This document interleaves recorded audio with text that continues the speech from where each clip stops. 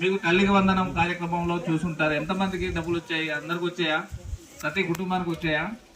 ముగ్గురేసి పిల్లలు ఉండేటటువంటి వాళ్ళకి ఇస్తామని చెప్పేసి అన్నారు, వచ్చిందా?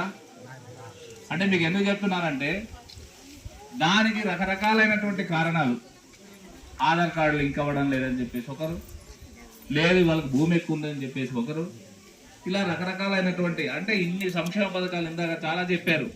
దీపం పథకం అని చెప్పేసి, అలాగే ఏంటంటే ఆరోగ్యశ్రీ దానికి సంబంధించినటువంటిది, ఆయుష్మాన్ భవ, అలాగే మీ పిల్లలకి స్కాలర్షిప్స్ ఇచ్చేటటువంటి దాఖలాలు, అలాగే ముసలి వాళ్ళకి పెన్షన్ ఇచ్చేటటువంటి వాళ్ళకి, అలాగే ఏంటంటే ఎవరైతే భర్త కోల్పోయి కానీ లేదా భార్య కోల్పోయి కానీ ఉండేటటువంటి వాళ్ళకు కూడా పెన్షన్లు ఇవ్వడం అనేటటువంటి ఇవన్నీ కూడా వస్తూనే ఉన్నాయి.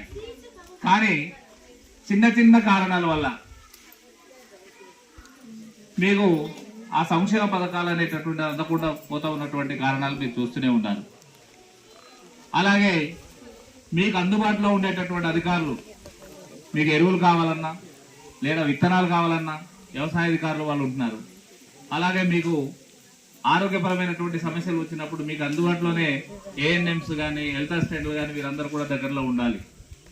అలాగే మీ పశువులకి ఏమైనా జబ్బులు వచ్చినప్పుడు వెటనరీకి సంబంధించినటువంటి వాళ్ళు ఉండాలి. అలాగే మీ అభివృద్ధికి కావాల్సినటువంటి సంక్షేమ పథకాలు అందించడానికి ఎంపీడీఓ గారు వాళ్ళు ఉంటారు. అంటే ఇదన్నీ కూడా ఏంటంటే మనకు తెలియక, కొంతమందికి తెలుసు, కొంతమందికి తెలిసినా చెప్పనటువంటి పరిస్థితులు కూడా ఇక్కడ ఉన్నాయి.